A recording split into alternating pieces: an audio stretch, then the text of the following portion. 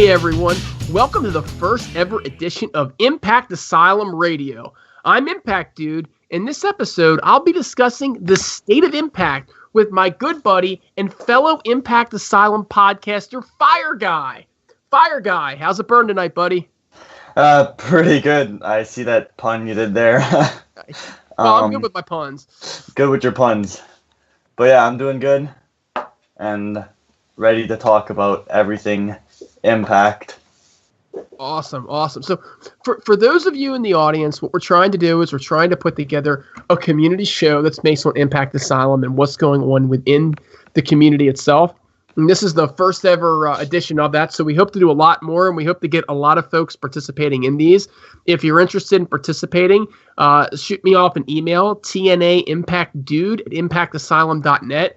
And, hopefully we'll get enough people to participate to make this a regular occurrence.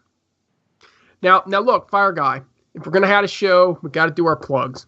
The biggest plug we got this week is Six Sides Worldwide. This article, folks, The Mind of Talon, and this is going to be a major talking point of this show, actually the inspiration for the topics that we're going to talk about, as well as the Booking Challenge.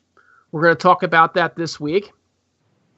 And let's not forget, content-wise, there is always Straight Shooting with FK9. Now, folks, I got to tell you, FK9 had a terribly tragic death in the family. He's not in a good spot right now. He's probably going to be out of commission for at least a few weeks. So, hopefully we'll get him back soon, and hopefully we'll get him on the Heelcast as well when he returns. But right now, his heart's not in it. He's a lot of family business to take care of. So, FK9, you're in our thoughts. Your entire family's in our prayers. We're with you, buddy. Anything you need, you know where to reach us. In addition, we have the Belle of Belfast, Jason Blade, returning with knockout shots. Haven't had one of those in a while. Of course, there's the Heelcast. That's the other podcast that I'm a part of. And finally, last but not least, Hot Fire with our very own FireGuy. Yeah, for sure. My podcast or audio column, whatever you want to call it, weekly review. If you haven't watched it yet, make sure to go watch it. And definitely leave any suggestions if you want me to on what to improve. I'm definitely thinking about making a written column, so if you guys are for that, just let me know, and I'll definitely think about making it written over an audio column. So you could also even try doing a transcript on there too. Maybe yeah. One other thing that you could try to do, and this actually is for anybody that's listening, a lot of us find that by publishing out on the app stores, it makes it a lot easier to listen to the podcasts, when you're out and about, as opposed to just using YouTube where you got to use video bandwidth. So that's another option as well. Yeah, I haven't thought about that. That's actually a really good idea. I'll have to look into that. So first thing we got to talk about this week, we got to talk about the Booking Challenge. FireGuy, everybody's talking about the Booking Challenge. Have you had a chance to check it out at all yet? Yes, I've managed to look through quite a bit of the Booking Challenge, so I know a lot of the storylines and the general direction that most of the competitors, or contestants, I guess you want to say, are going for, and I've read quite a bit, and they're all pretty interesting, so I can admit that we're not just trying to sell it, it's really, really tight competition. So I feel kind of bad for the judges that have to grade it, but at the same time, it's just really, really good for the rest of the people that visit the site to read and see all the cool ideas that we have on our website. And I can tell you, everybody's saying how bad they feel for the judges. I'm one of those judges. It is hard. I mean, you want to talk about time-consuming? You're talking time-consuming. I had to literally create a spreadsheet with everybody's information in it, and then rank them according, just to be able to keep it straight. Because the first one you read, you're a little more in tune with than the last one you read. So the last one you read might get away with something. The same point in time, it might be like you missed something because you weren't reading good enough. So trying to keep it straight and trying to be consistent was incredibly difficult. But what I can say is that after I did the grading, I went back and I re-reviewed them, spot checking, and I was consistent. So I'm going to give myself a pat on the back for that one. But so far, we do have very tight competition. So it is very tight. It is still anybody's game. I think we got the difference between first and last place is only about 12 points right now. Okay, Yeah. actually, it's only 10 points, to be honest with you. So it's very, very tight.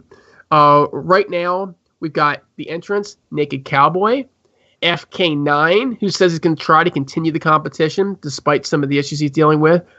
Hurls. We got One Mike, and let's face it, One Mike does this every week anyway. So this is not a stretch for One Mike. I've actually had to tell One Mike, I don't know if you're aware of this, FireGuy, on the site several times. Please let us know this is fantasy booking, because I'm reading it and thinking, this is news. I didn't know this stuff. And I'm like, oh, wait a minute. Wait, scroll up and I see One Mike.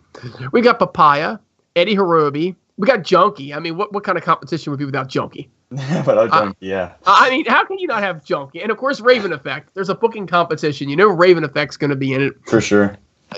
Our buddy Dutton Eyes, Mark Steffi, and also Darren Simmons. And, you know, I'm hearing some rumors and some rumblings that, folks, the prize money might possibly be increased if the entries continue to be this strong. So, you know, this is something that because the entries are so good, it might get a little bit bigger prize than what we're originally planning. So who knows what's going to happen there? But keep the entries coming, and maybe we can make it happen. Also, I would like to add something. Sorry for cutting you off. Go ahead, bud. For whoever that hasn't, for some reason, done the booking challenge, I know I'm guilty of it. I really, really wanted to do it. I just, with school and work and all that, it's really hard to get 1 week done at a time. So I know Heel mentioned it, and when he made the original post, I guess I just passed it in my mind. But for those who think it's too late, you still have time. You can submit back-to-back weeks if you'd like, or submit all 6 weeks even. That's what I plan on doing, is submitting just chunks of weeks together to make it a lot easier for people that have busy lives out there but still want to compete or just for fun in this competition. You know, FireGuy, you bring up a fantastic point. And, you know, I thought about, and I don't have time, but just for fun, knowing I was already a judge, I wasn't going to enter the competition, but just booking one myself and just publishing it, right? Yeah. And the very first thing that came to mind is you got to book these things in reverse order. You have to outline it in reverse order. You got to know where you're going to know how to get there. Yeah, pretty much. It's like, you know, in school, just writing text, you always want to start with, like, you want to start with where you're going, the end, and then work your way to the start, kind of. It's exactly, it's an outline, right? You do an outline. Yeah. And then you figure out how you want to get there, and then you start working your way there. And the fun part is confusing the living crap at everybody that reads it along the way, but making it work. Yeah, true. So these entries, like you said, FireGuy, they were all very strong. Yes, and I was excited to see it. Now, you know, when you look at the entries and you look at do you mind if I ask you some questions about what you think here? Because you're going to enter. I don't want you to give away anything if you don't want to. Oh, sure, you can ask away. I'll try my best. So do you plan on, you know, what do you plan on, types of things you plan on doing to be unique? Things that Impact hasn't done. You don't have to give exact examples, because I don't want your ideas to be taken from you. To be unique? It's definitely, you're talking about, like, in this kind of fantasy booking way, right? Yeah, absolutely. Yeah, okay. So, I don't know, one big way to be, like, different than all the rest, in my mind anyways, would be, like, to do, segments, or do some, not a gimmick, but segments and matchups and stuff like that are new to people that watch Impact that we've never seen before. Matchups that kind of like dream matchups or dream segments, stuff that's unique and that we don't see often in the wrestling business. So, like, I just want to use an example that happened in real life, like just recently in Impact. I know it's a bit like back and forth. Some people didn't like it. I personally enjoyed it. 2 weeks ago on Impact, the show ending with the big brawl between Johnny Impact and Alberto.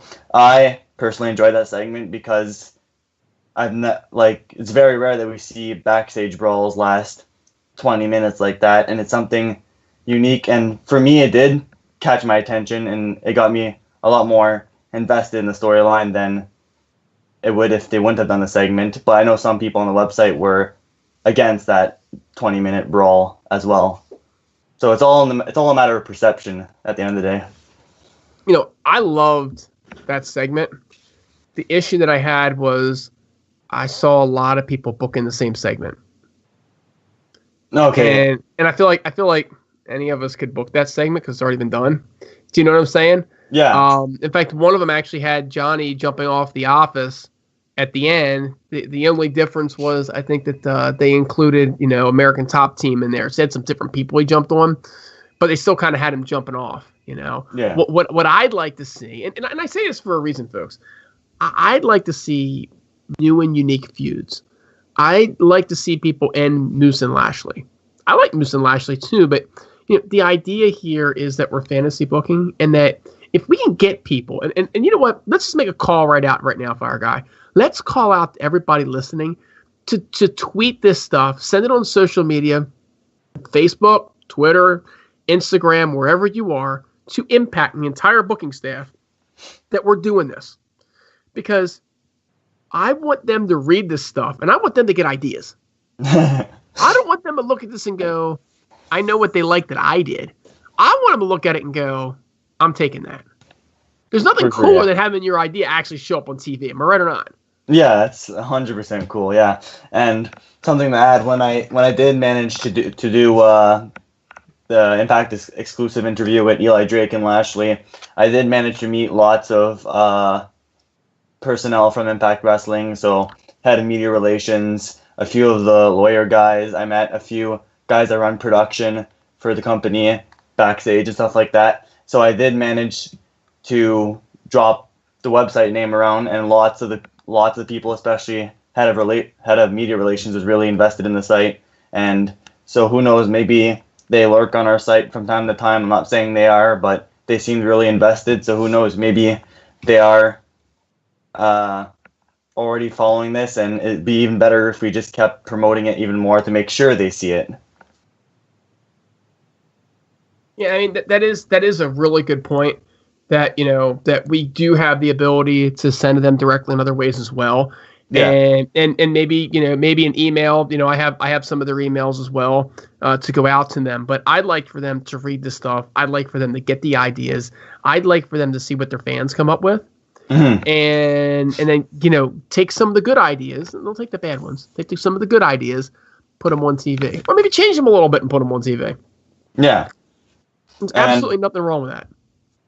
Yeah, there's nothing wrong with that, and it's like you said, it'd be really cool to see it, and it's kind of, in a sense, you're listening to the fans. It's a way to grow. Yes, of course, it's always, when it comes to things like this, it's always a matter of perspective and opinion. Like, oh, this booking sucks for me, but this booking was really, really good to someone else.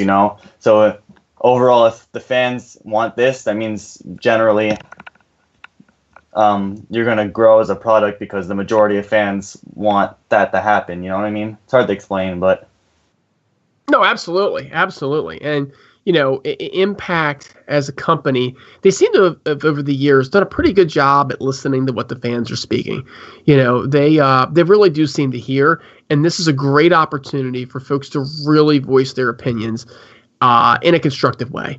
Nobody wants to listen to destructive criticism, but if you can give me a way to improve it, then that's what I'm in.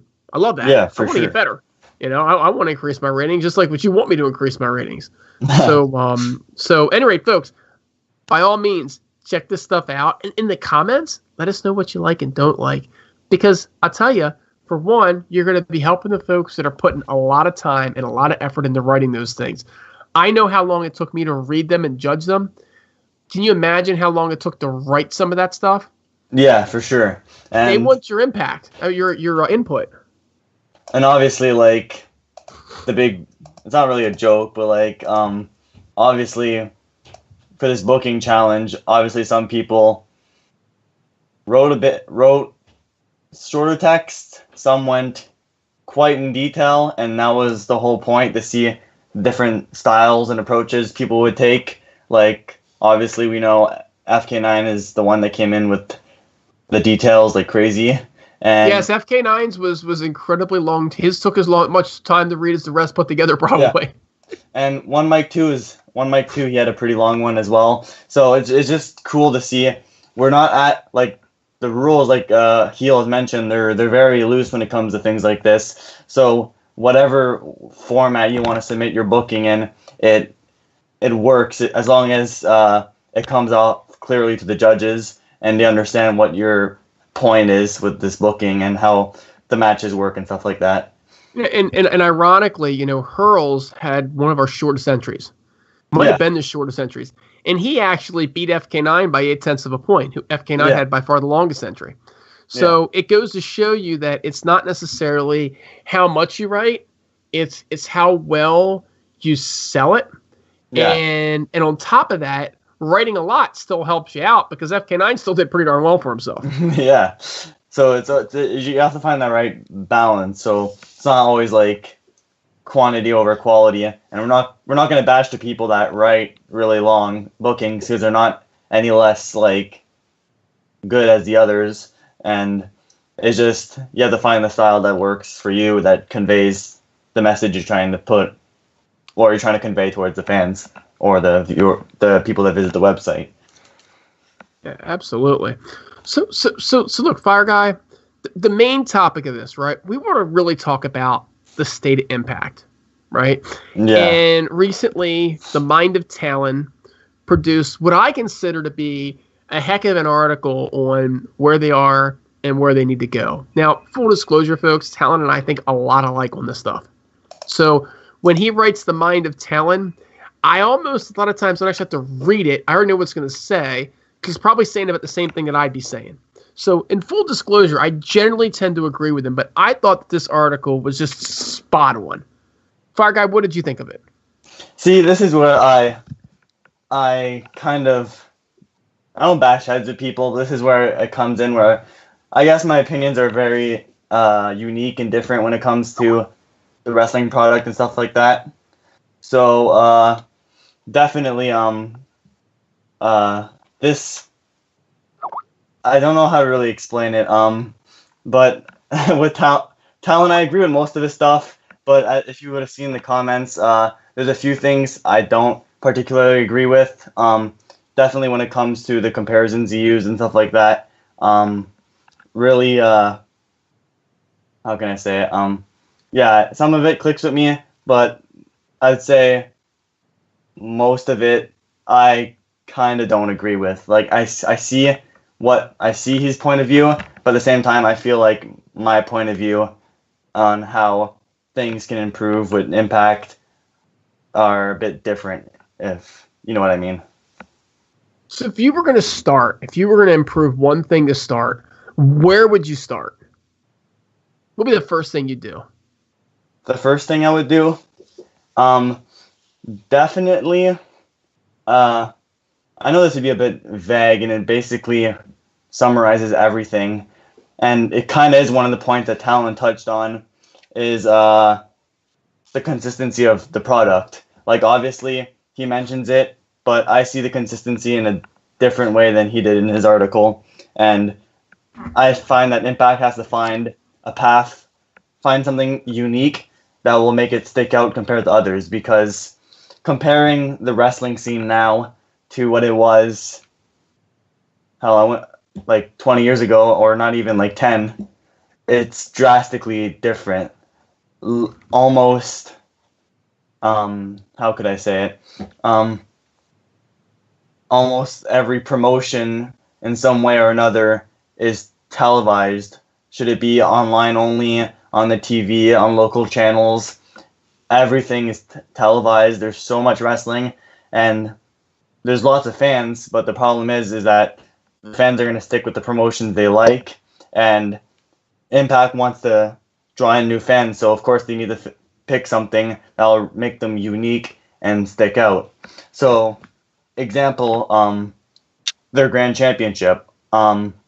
definitely a lot of people on the website. It's controversial. People like it, but at the same time don't, or some people just flat out don't like it.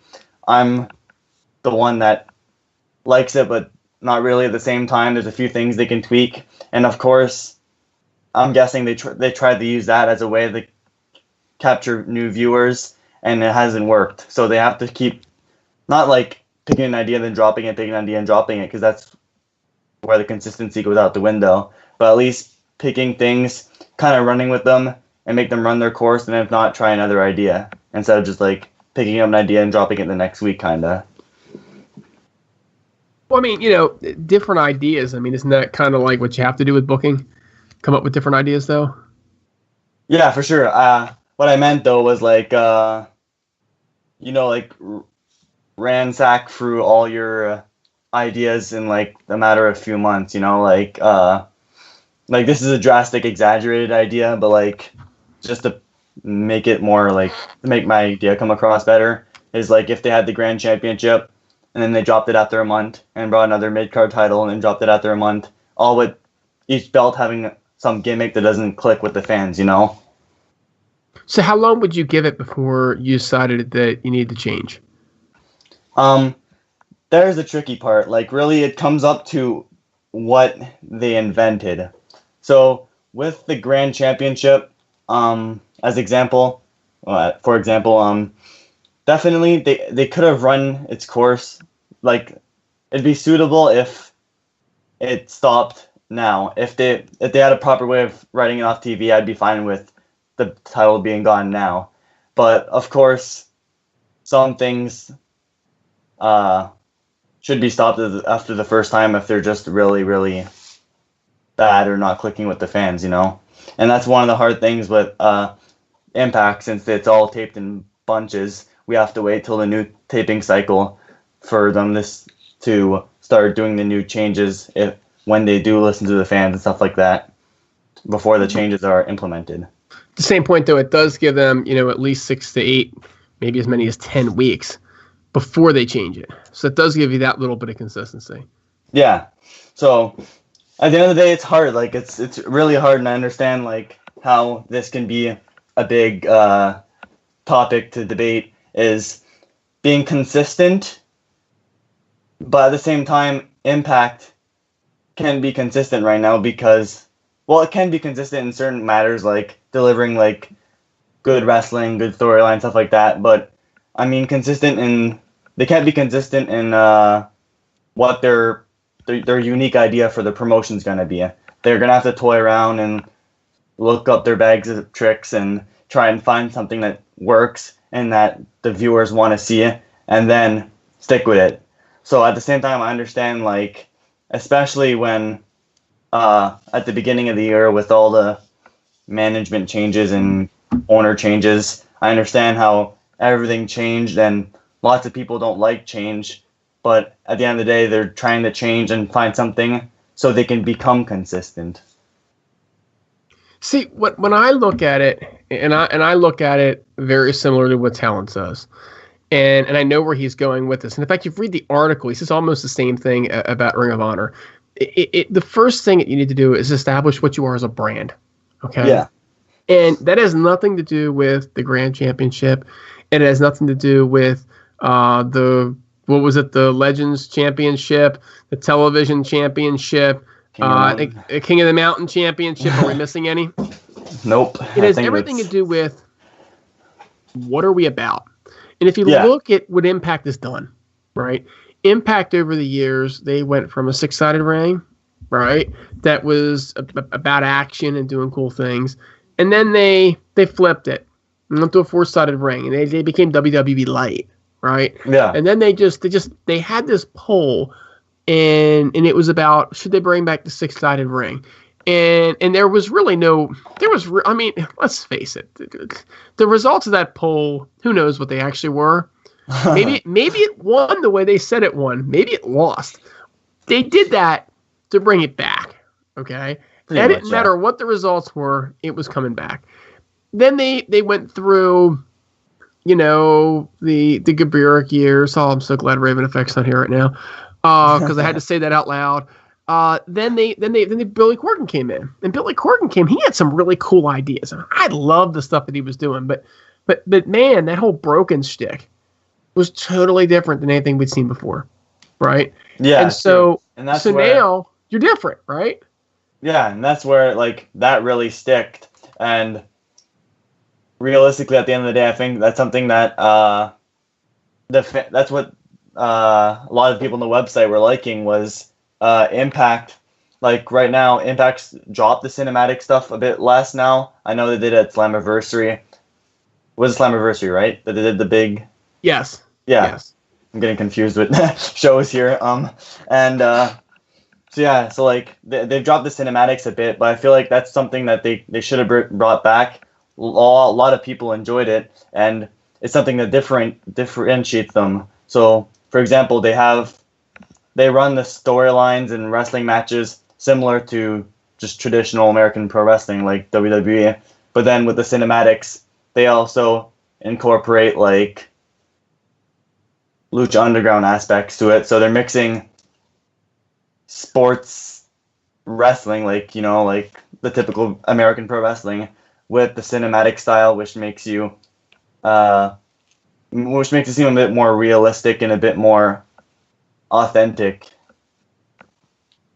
So in reality, basically, you just keep changing what the company is. And so to get back to my point, you have to establish who you are as a brand first. Are you cinematic or are you not cinematic? Are you pure wrestling? Or are you, let's call it sports entertainment, right? Yeah. You establish that brand, you stick with it. If you look at Ring of Honor, they're pure wrestling. If you look at WWE, they're sports entertainment. They're consistent, and then their fans stay. Impact has never been consistent. So to me, that's what consistency means. Individual ideas, this championship, that championship. Let me tell you something, folks. Y'all know I hate the Grand Championship. Can't stand it. It ain't MMA. It's wrestling. Wrestling ain't MMA. Okay, unless every match ends because the judges are screwing people, in which case that gets old quick. That there's no interest in it at all. It's literally let me fast forward through it and see what the judges' responses are, or if there's a pinfall, I'll back it up and watch the pinfall. But chances are I'm not watching the middle of the match because I figure it's probably going to the third round. It's probably not going to end in the first couple of minutes of the first round because they don't do that. So to me, it's not about that. It's about really being consistent and establishing who you are. In my mind, as a company, Impact Wrestling, they need to push the X Division. They've done that better than any company since WCW. Yeah, I agree. I mean, WCW cruiserweights, for my money, were the best there ever was. Impact's the modern day version of that. Ring of Honor, they have great wrestling, but they also put some guys on the show sometimes that are like not real good. I know y'all joke about Grado, but Grado's there because he's meant to be a joke. Yeah. And he's not wrestling in the X division, thank God. The other thing is they need to establish a very high quality tag team division. They have their tag teams, right? So there's no division. I mean, two teams don't make a division. Let's just get that one out there. So establish a division, right? Yeah. The women, the quality of the women has been fantastic. No complaints there at all. A mid-card title that means something. I don't think it can be the Grand Championship simply because you're never going to have a non-title Grand Championship match. Therefore, how do you even figure out who the number one contender is? You can't. And it's a bit off track here, but for the Grand Championship, like for sure, Grand Championship, I see it. I know you just said you're flat out against it, but for me, I see the Grand Championship staying if they change it. I would say drastically, but at the same time keep its core elements.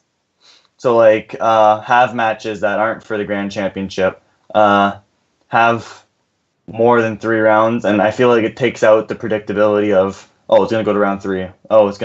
First round's going to go to this guy, round 2's going to go to the other guy, round 3 judge decision, And it takes out the predictability of that kind of stuff happening. But yeah, that's off track, sorry. Yeah, no worries. This is the kind of stuff that this podcast is here for.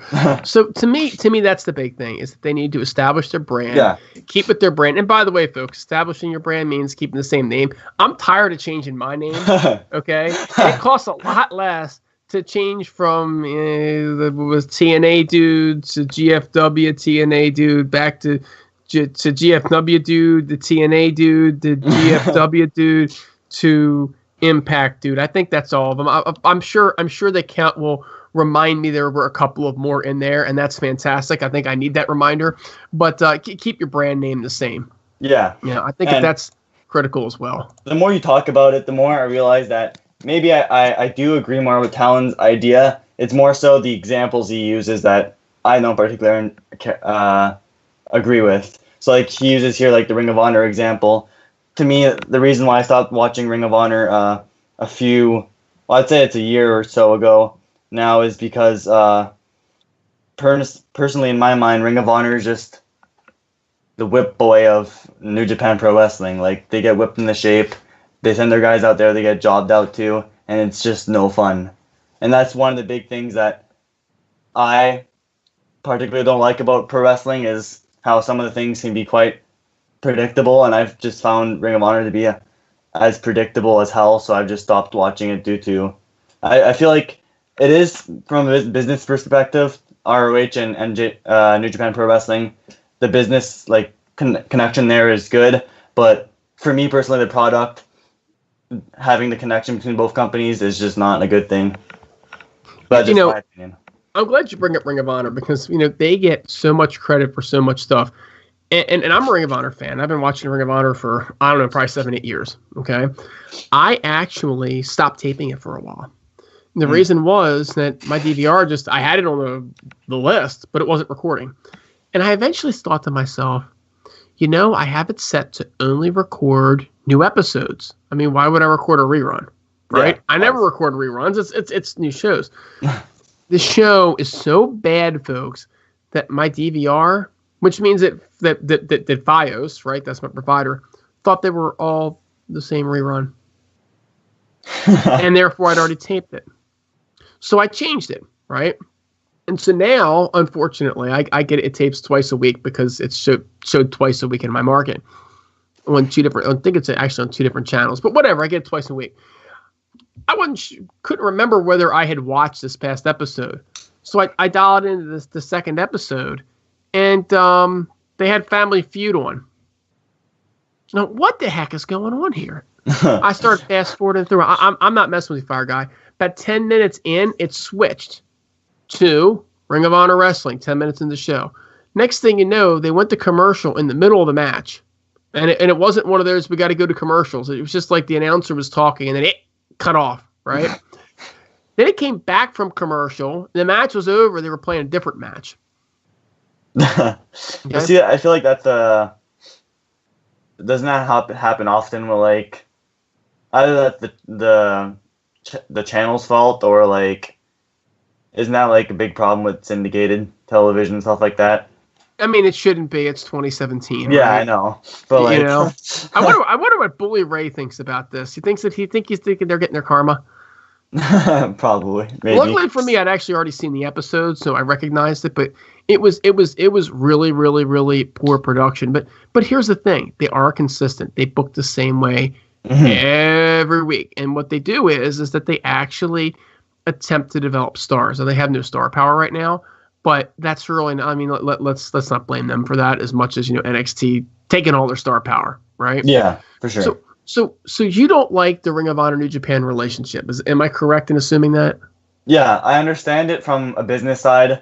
Like, I understand it's really, really good from a business side between both of the companies. But when it comes to the in-ring product on Ring of Honor's behalf, it comes off really bad. Like, they're just bitch boys to New Japan Pro Wrestling, and they just job out their top talents, and it just.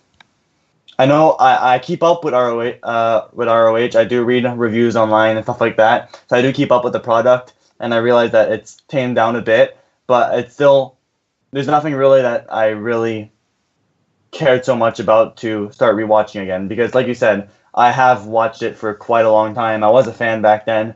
It's just for some reason just the jobbing out booking just really, I didn't really click with that, and I just stopped watching. Now, speaking of click, right? You mentioned the word click. What do you think of the Bullet Club? What's your opinion on the Bullet Club? See, the Bullet Club, it was cool at the start, right? I have pretty much the most generic opinion about it, like everyone else in the wrestling community, or the majority. It was really cool at the start, and then I felt it was getting a bit too oversaturated. Is that the word? Oversaturated. Yeah. It was just too much in your face, and you knew, like, if they were coming out, they were gonna like be the omnipotent gods and start destroying everything, and like it's really hard to explain. It was just really, they were really boring after a while, and they were no fun to care about, and just everyone was getting thrown into the Bullet Club, and it was like, hey, you want to join the Bullet Club? Here, jump in. And it was like, it turned out to be bigger than what it should have been, when it should have just been a smaller size faction than what it came out to be. See, to me, the big problem with the Bullet Club was that it was an NWO ripoff. It was a Click/DX ripoff. Yeah. And they were really trying to bring us back 20 years to the heyday. And the problem is I'm old enough to have lived through it, and there was no Hulk Hogan in Bullet Club. Okay? There was no Kevin Nash in the Bullet Club, and there sure as heck was no Scott Hall in the Bullet Club. There was no Shawn Michaels or Triple H, even badass Billy Gunn or, Road Dogg, right? None of those guys. I mean, heck, 6X Pac, he was in both, right? Yeah. So to me, they couldn't beat the magic.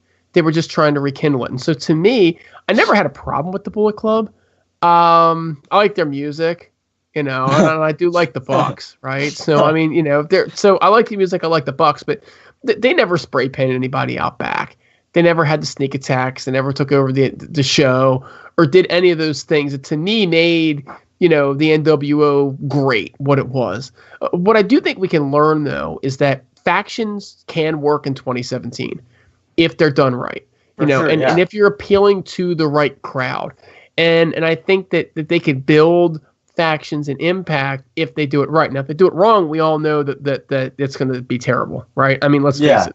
I mean, dare I remind you of Aces and Eights, okay, where the big reveal was that there really was no reveal.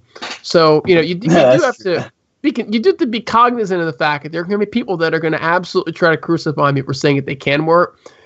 That doesn't mean I said it was going to work. Got to do it right. Now, here's the thing, right? So we talk a lot about Ring of Honor and New Japan Wrestling. And, how can Impact Wrestling, FireGuy, in your opinion, how can they take their partners and how can they create something which would beat New Japan and Ring of Honor? Okay, I thought you were just going to say New Japan there, but definitely what they need to do is definitely cement the talent exchange. Like, honestly, at this point, I see it as the company sending over,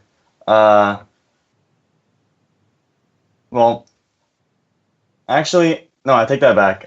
Basically, I was thinking about back in the few years back, but now what they have to do is take the talent exchange and the other talents that they have at their availability that they can use, and use them properly. Don't bring them in as enhancement talents of sorts. Don't bring them like one-off appearances, stuff like that.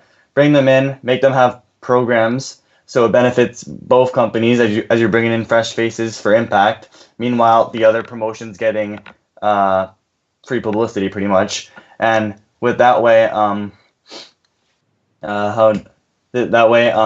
it's a win-win for both companies. We get to see fresh faces and fresh matchups, and that way we get to see programs that last between these wrestlers. And I get that they're a bit less reliable since the promotion that the talent's contracted to can pull them at any moment, but it's still worth it to have kind of a program and with them. And do you mind me saying a tiny spoiler? Yeah, no spoilers. Let's not spoil. Okay, that's not spoil. Keep them Okay. in the spoiler thread. Yeah, hang Okay. the spoilers out. I was just Sorry. gonna say there's I'm just gonna say it like this. There's more like there's the talent from other promotions is gonna be used more. Like I attended the tapings, and I'll just say like I like the direction they're going with the talent they're bringing in. That's all I'm gonna say. So yeah, I mean, they're definitely doing some good things with talent they're bringing in. I think if I'm going to look at how they're going to do this, and I'm going to be honest with you, FireGuy, I say this from a perspective of I think this is actually what they're going to do. I think this is their plan. Okay, so and if this is their plan, I like it. If it's not their plan, Ed, maybe you should be listening and make this your plan.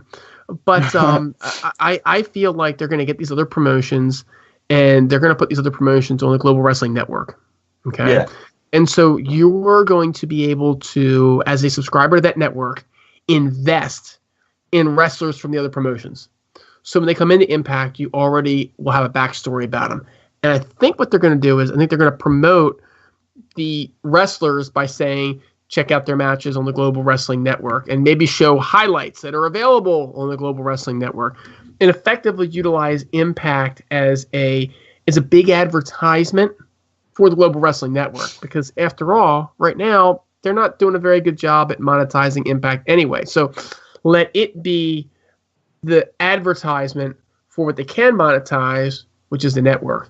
Then what I see them doing is sending their stars out like they have been doing, and having a match from different locations, okay, around the world in their partners. Those matches can, and they, unfortunately, they didn't do a very good job with it. They give a very special feel. Promote it the week before. Promote it with YouTube clips, throughout the week of, Eddie Edwards is going over to Pro Wrestling Noah. He's going to be wrestling blah, blah, blah, right? Ishimori maybe. And then, Eli Drake, he's going down to Crash, and he's going to be defending the belt against whoever. Build it up. Do one a week. No more than one a week. Maybe some weeks you don't do any. And what they're able to do is they're able to film less, make these marathon tapings a little bit less of a marathon. People, won't necessarily know all the results because some of them wouldn't have happened yet at the time of filming. Yeah. To see where things are going, so they can hide. They make a valiant attempt at hiding the spoilers, but I mean it's kind of hard. They might be able to do even a better job, right? But then what they do is they have their guys go to these other promotions, and if they want to start a Impact versus AAA feud, have James Storm go down there, give the same promo he gave in the Impact Zone, right? Yeah. Imagine the heat that he picks up for that. But I think that this is where they're taking it. And I think that by them having a network and getting these other partners involved in the network, right? And by the way, we don't partner with you if you don't get on the network type of a thing, right? So everybody is there together, right? Yeah. So if they do that, now they'll be giving us a reason to care about these people to come over. It won't seem so random because, one of Talon's other issues is that they've been throwing seemingly random matches out at you. I mean, what do you think about that? I mean, because it seems to me like they have. Yeah, definitely depends. Like, really, the post Bound for Glory show definitely showcased it to its maximum, where we just had random matches, and that's where the whole does wrestling really carry the TV show? Like, the post Bound for Glory show had probably the overall best wrestling that we've seen from Impact in a few weeks, and by the end of the day, none of the matches served any purpose. They didn't conclude anything that happened at Bound for Glory. Nothing was really even relevant from Bound for Glory. But at the same time, those matches can be used for the people that watch wrestling for the wrestling. And another thing I wanted to add from what you said earlier about making those international matches work, in my mind, they work if at the end of the day they fit into the storyline. Like, for example, when Ali went against Casey Spinelli at Border City Wrestling. The commentators are building it up as Casey, if she wins, she gets to come to Impact, but she lost and she's still coming to Impact. But if they would have made it so Casey wins, then it's relevant to Impact. The story about OVE going down to the Crash to fight Ali X for the titles, that's relevant because it's part of the storyline. The stuff that I'm against is having those random matches like Moose and Noah, Eli Drake down in Crash defending against cheap stars that we don't even know who they are. It's like exactly like you said, make these matches part of the product, part of the storylines that we have right now, instead of just throwing out random matches that might be good wrestling, but only goes after, I would say, a small majority of the fans that are watching wrestling purely for the art of wrestling, not the global product as a whole. I think they did a particularly bad job at building the Impact AAA storyline. At some point in time, they built an entire feud between two promotions, and I got to be honest with you, I am not convinced that I'm sure even when the feud began, because they started coming in, they started wrestling with EC3 for the Grand Championship, right?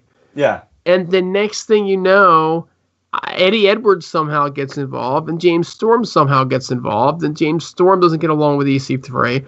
And then apparently down in AAA, the three AAA guys don't get along. Yeah, so exactly. Their fans don't understand why they're wrestling, with each other. Ours don't understand why they're wrestling with each other.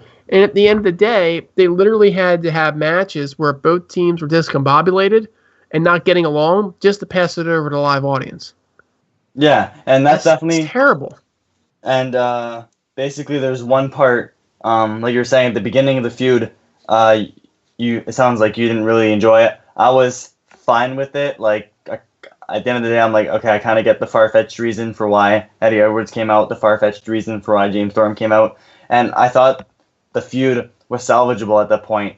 But the minute they showed that, was it the five-way at AAA, that's when the storyline went out the window and just was a dumpster fire. It was literally, that's the point I thought where it just went out the window completely.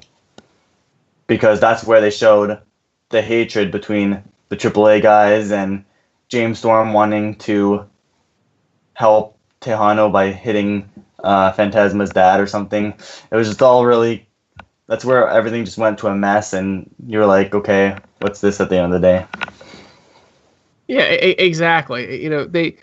They need to incorporate things a little bit better, and I think if they gave us a reason to understand the other wrestlers, and just the global wrestling network. I mean, that's what this is for, right?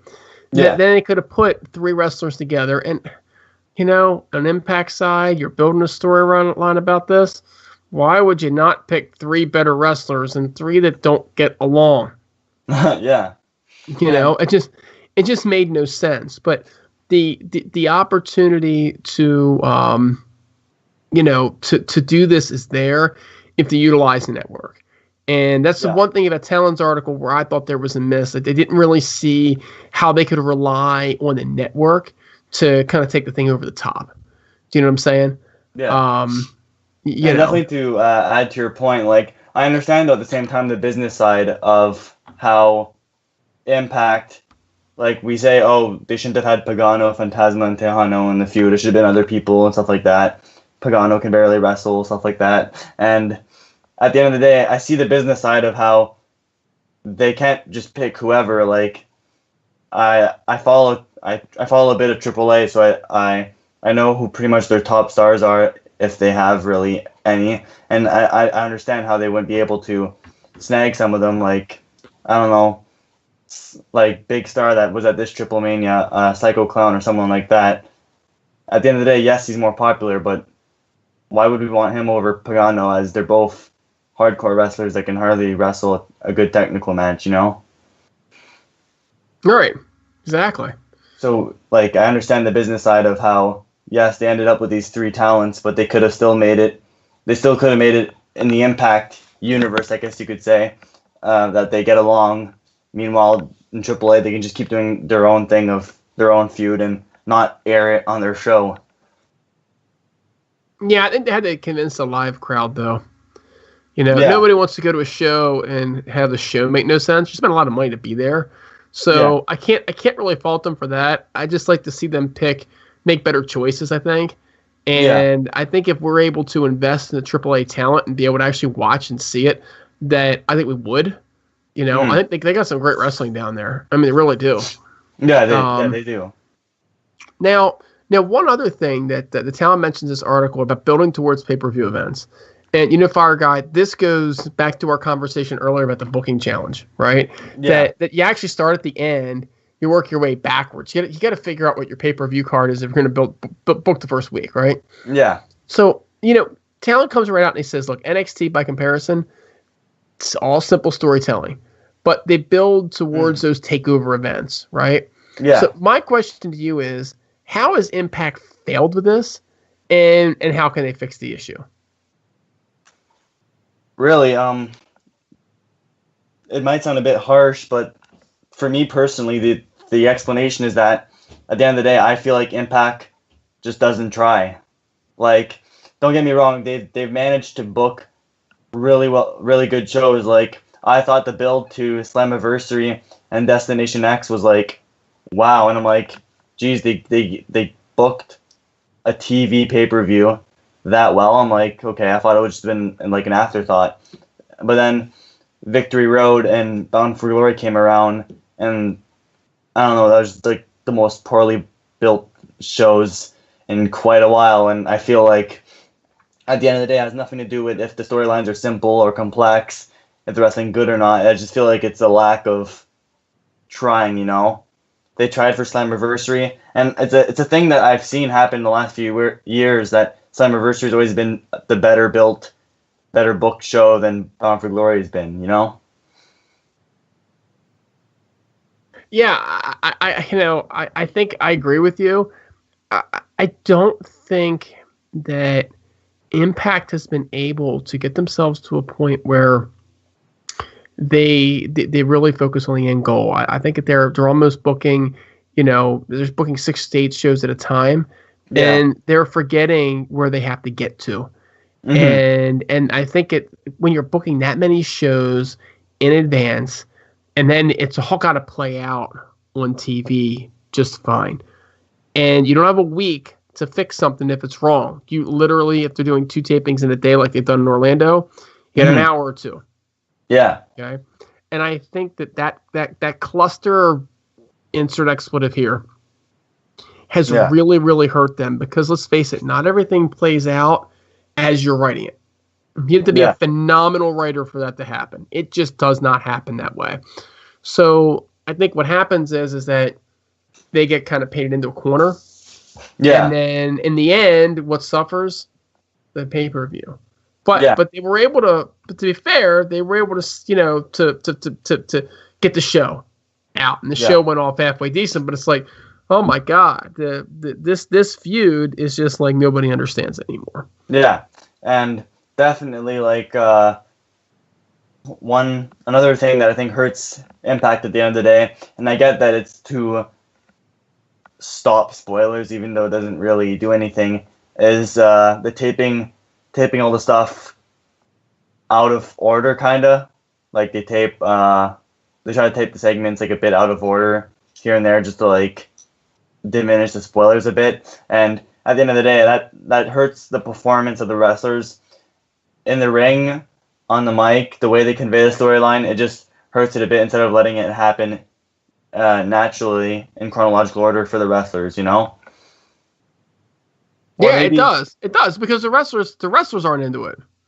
Or another idea, which it would hurt the live crowd big time, and I get that that's probably why they're not doing it, but for the sake of television, you know, it's kind of a selfish idea, but kind of not. It'd be like to film the ending before the start, you know?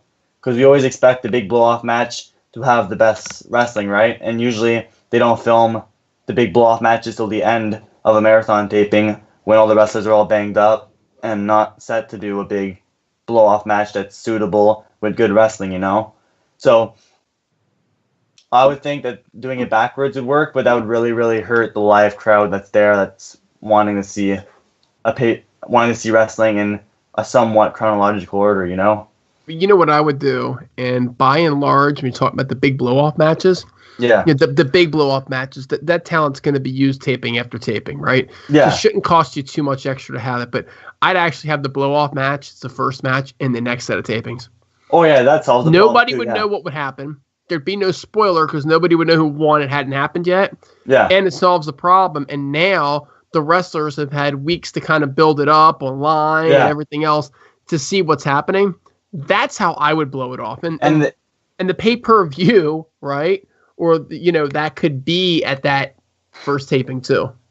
Yeah. And like they do kind of do that with Slammiversary and Bound for Glory. Slammiversary and Bound for Glory for the last 2-3 years, or probably for a few years now, has been the first show in their marathon tapings that they do every year. So the wrestlers are fresh, and we rather get a better product wrestling-wise than at the end of a marathon taping. But it'd be cool as well when they're not doing pay-per-views, because realistically, well, as of late, Impact only does 2 real pay-per-views a year. They should do the TV pay-per-views as well at the beginning of each taping session, but then that would require more taping blocks throughout the year, though. Yeah, and to go back to how I think they can fix the issue, I actually think it's a fairly fixable issue, to be honest with you. Oh yeah, for sure. I think it is a little difficult in the event that they have an unexpected injury. Okay, but all they need to do in my mind, they have a checklist for each of these segments. And these segments are planned out in advance. Okay, they don't just go there and randomly start doing that stuff, folks. They're planned out. Yeah. And the checklist for each and every single segment is, what's the main goal of the segment? Did we accomplish it? What does this character have to do to develop for each character, right? And where do we have to leave the audience? And did we accomplish it? Then those little sheets, and it only has to be 4 or 5 questions. It doesn't have to be that much. All have to be submitted to the executive producers. Okay? We did it. That way, no matter what happens that you're trying to deal with backstage, you've got the checklist that you don't forget what you're trying to do. Because I think sometimes they forget what they're trying to do.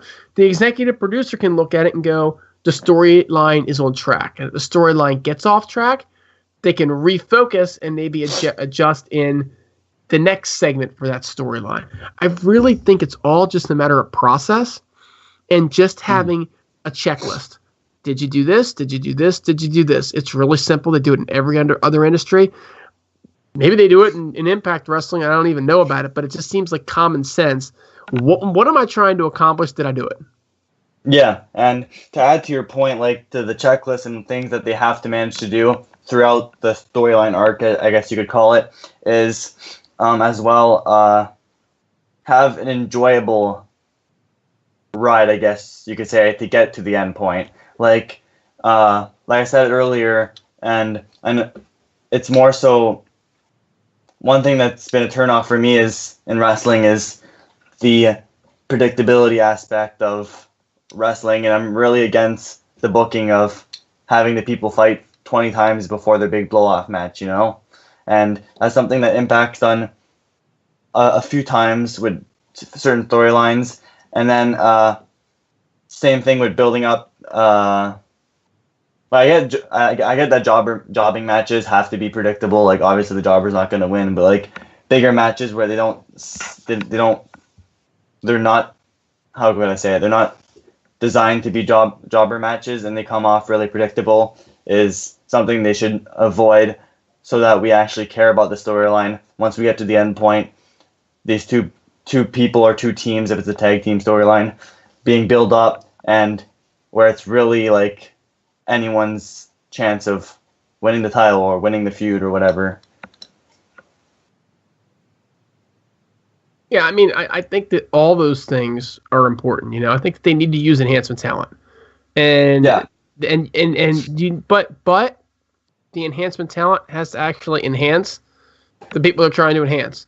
Yeah, So just having Congo Kong randomly squash somebody, you know, you can do it once or twice, but at some point in time, he's got to move on and do something different. You can't just have the same guy squashing true. somebody every week. And You know what I mean? that's the same thing. Like, I know people see the use, and I don't know if you're one of those people, but I know a lot of people in the Impact Asylum see the use of the weekly challenger of the week for the global title or for the grand championship title. I don't like it. Like, I don't know how many Impact main events I've skipped due to the fact that they just went with the here's the challenger of the week. You know, like this week, P.D. Williams challenger of the week just because he's Canadian to get the cheap pops from the fans. I didn't skip it because I was like, okay, this might turn out to be a good wrestling match, even though the ending's going to be predictable. I did watch it, and yes, it was a good match, really, really good match.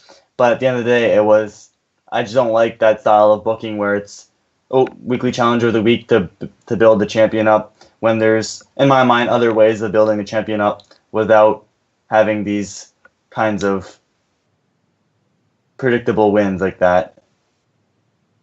Oh, I hear you, and I wish it hadn't been so predictable. But at the same point in time, it's hard to diss my boy Petey. You know what I'm saying? Yeah. Not only is he a great guy, not only was it a great interview, but I asked him specifically to have Matt Sydal do the slide into the ring at Bound for Glory, and damn if Matt Sydal didn't slide into the ring for the very first time in Impact Ring at Bound for Glory. He said he would make it happen, and he actually did. So that was the mark out moment of the life for Impact. Dude. That was like, whoa, you know what I'm saying? But I do understand what you're saying though. It was too predictable. They should have built him as a formidable challenger and not just some guy that's gonna take up. It's not fair to Petey, to be honest with you. Yeah, but the match at the end of the day was still great. Like, man, oh man, the way they built that match around the babyface comebacks and stuff like that. Like, some parts I felt like the match was, you could really get invested into P.D. Williams, and a lot of the close calls were like on the edge of your seat kind of close calls, and I felt that's something that they haven't done in quite a while when they've done these weekly challenger of the week things for the title. And I felt like this was one of the most like on the edge of your seat main events that they've had in a while on Impact TV, that is. Mm-hmm. Yeah. Now, look, the last thing that Talon mentions in his article, he talks about some other things that NXT is doing, in the WWE Network, right? Mm-hmm. The Mae Young Classic, the Cruiserweight Classic. They had a UK tournament, right? Yeah. He's talking about using those as inspiration for one-night only events. Now, he makes suggestions, and these are things that we've seen before: Extravaganza, right? Gut Check, Joker's Wild, Knockouts, Knockdown. Do you have any ideas for some other ones that they could do that would just be like just different things we haven't seen before? Yeah, see, I have a different take when it comes to one-night onlys like that. Basically, I'm not a fan of, I don't know, it's hard to explain. I'm a fan of the tournaments, these tournament or one-off shows like this when they have a purpose. Like Knockouts, Knockdown is always fun. Extravaganza is fun. Gut Check, I like the way it was back then when they had like, I wouldn't like it if it was the weekly segment on Impact like they used to do a few years ago, but maybe once a month, that'd be cool on TV.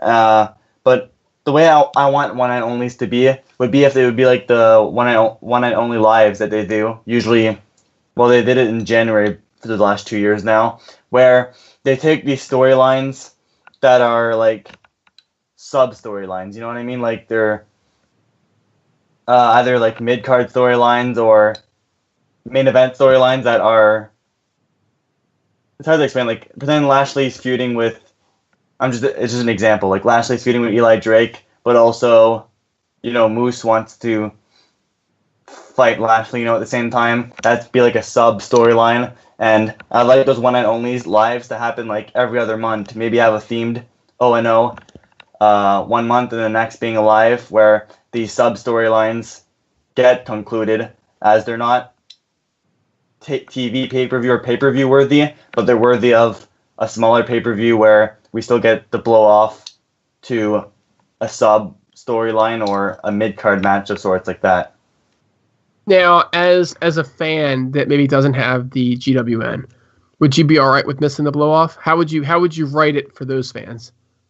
Um, Basically, at the end of the day, like those sub storylines, they wouldn't really affect the main product. Like, what was it at the beginning of this year? They had the example like Moose and Mike Bennett match that happened this year, right? At the 1-0. Believe so. Yeah, and they had Yes, I believe so. it was like a hardcore style match. Like that wasn't the main. It was the main storyline for both of those guys, but that was just to promote the one night onlys at the beginning of the year when the new management came in. But for those that miss it, it wouldn't be the end of the world because it's the sub storylines and they could be addressed or even shown clips of the one night onlys on Impact TV. But of course, that would devalue that would undermine like the one night onlys. People wouldn't buy them if they saw the results on TV the next day. So that's why I would think it should be mid card storylines or like sub storylines, like I like to call them. That the fans aren't watching the TV product for those. They're watching for the top storylines, like the main ones. It's a good point. I tell you, I'd like to see them do a couple different things. The first thing that comes to my mind is a Champions Cup, right? I mean, it killed me that they couldn't put Eddie Edwards in the main event of Bound for Glory. I mean, I want you to think about it. They'd have had the Impact champion, the AAA champion, and the NOAH champion in the ring at the same time. And all three are under Impact contract, right? Hint, hint, wink, wink. You could have built the crap out of that match, and all you have to do is insert arguably your most talented wrestler anyway. I mean, you can't tell me that Eddie Edwards would have added that match. He wouldn't have taken a thing away. Heck, he could have eaten a pinfall. They'd actually had a pinfall. But the point is that I want to see a Champions Cup where you put the world champions or the main champions against each other, the tag champions against each other. Maybe 2 3-way matches or whatnot, right? How about just a tag team invitational? People like tag team wrestling. We never get to watch tag team wrestling, and Joker's Wild is just a random way to create a tag team tournament. Why not invite, kind of like what they did with the Hardys, right? When they invited the tag teams from all time and space. Right? Remember that one? Yeah. The Rock and Roll Express. I think Ricky Morton is still stuck up on that cherry picker, to be honest with you. But something like that, I think, would be fantastic. And another idea, it kind of relates to your idea of the Champion Cup is having I don't remember what the name they gave to it, but like the international competition they had at the one and onlys. Oh, absolutely. But there's the caveat to it is that I don't enjoy those if they're half-assed. Like I remember last year, they're like they call them the World Cup, if I recall correctly. World Cup, they have to play on the soccer tournament. Yeah, and they were like from the UK, Grado and Drew Galloway. From India, Shera. It's like, okay, wow, cool. Thanks for bringing in world talent that we already have on Impact. And same for like the Championship Cup. If they make like the Impact Tag Team Champions fight the local indie champs, it's not worth it. So I feel like for those one night onlys to make them actually worth it was if they brought in, they stuck to the gimmick and then half-assed it and brought in actual people from the UK if they were doing the World Cup, from Canada, from South America, stuff like that. And then the Champion Cup, bring in champions from their partnerships like The Crash, AAA, NOAH, and do stuff like that where it would bring more, it'd make the match feel more bigger, like a bigger match, a big match feel to it. Absolutely. That's what I'm saying. Bring all the champions in, Yeah. Another thing is how about having one night only, HOH, right? And literally do a one night only at, a House of Hardcore event. or whoever, or One Night Only Crash and do Crash event, and maybe there's even more Crash or HOH talent on there, or maybe you have one, for a different region. But basically utilize other folks' promotions, and then just say, we're gonna bring and we're gonna tape it. Okay, we'll promote it and we'll split the proceeds with you.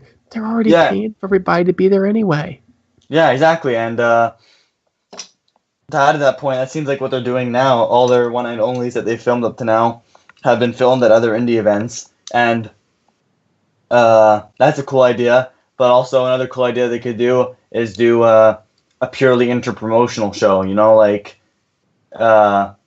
Like then you need a bit of a build to care about it, but for them, it wouldn't even need that much of a build. Maybe 2-3 weeks tops before One Night Only comes out on Impact TV. You promote the Crash coming in and attacking a few Impact talents, and then a few weeks later on a One Night Only, you have a whole inter-promotional show. I'm sorry. Did you just suggest that they use Impact to promote a One Night Only? Yes. I don't think that's allowed. That never happens. That's happened once. Yeah. That happened once, and people went nuts because they actually did it. At the beginning of the year this year. Yeah, that was the one time. They've done that once. It's once. How dare you suggest that? But yeah, I was surprised too when they announced it in January, and I thought they would stick to it, but no. By next One Night Only, we didn't know One Night Only existed anymore. And the One Night Only, it could be, taped at different times too. They in theory could put matches together from, they don't have to be taped consecutively as a night. If you deal with the crowd, you could do a couple here, a couple there, and you could go around the world, so to speak, for the One Night Onlys and just do best of matches if you have to. I mean, I think there's enough ideas that they can keep it fresh without doing that. But if costs cause that to be necessary, then I think you can handle it. Yeah, and for sure, a lot of people are like, oh, pay-per-views aren't good if they're taped, and wrestling TV isn't good if it's taped, Impact's bad because it's taped, ROH is bad because it's taped, some of the fans in the wrestling community use that as an excuse, and I'm like, okay, why? Why is that any better or worse? And these one night onlys, they can be taped 8 months prior if they do it right. If of course the talent's contracted to Impact and of course they quit the company, then depending the context given to the match, they could still keep that match in the One Night Only and air it 6 months later. They don't have to film it recently. I mean, in theory, they know when their contracts are expiring, right? Yeah. So they would know when they filmed it how long they had before they wouldn't be there anymore. And in theory, they could just be like, if he's gone, we'll just air it anyway. I mean, they had Bobby Roode came back. Yeah. He came straight from NXT. Yeah. Right. So I mean, so they can do a lot of things. They have a lot of options, and I think that was Talon's point, and I think that's your point and my point too, right? Yeah. So look, FireGuy, we've gone through this article, right? We've broken it down, right? We've talked about the booking challenge. And folks, again, if you haven't checked it out, check it out. Don't forget to push it straight on social media at Impact Wrestling. You got any parting thoughts for this episode? Well, first off, I just want to thank you for inviting me to the show. And, no problem. Anytime. Also, hopefully you guys at Impact Asylum enjoy this new kind of show. We're still trying to figure out all the little tiny details about what this radio is going to be, this Impact Asylum radio is going to be all about. So definitely, hopefully you guys enjoyed it. Definitely we're going to be, what's the word here? Analyzing all these subjects like we just did deep down and trying to nitpick all of them out. And in the end of the day, the big thing I guess you could take out of it is, like Talon said in his article, and what people at Impact Asylum have been saying is that Impact, at the end of the day, need to find themselves as a product, as a promotion, as a brand, as everything. They just need to find an identity, find something that makes them unique and makes them pop out in this sea of millions of promotions that exist out there that fans can have access to all over the world. So they need to have, like a little expression here, their light bulb has to be a bit brighter than all the other promotions that fans have access to around the world. Yeah, and I'll echo that as well, and I'll say I had a lot of fun doing this show, as I always do doing these shows. And anybody who's interested in doing one of these, shoot me off an email at tnaimpactdude@impactasylum.net.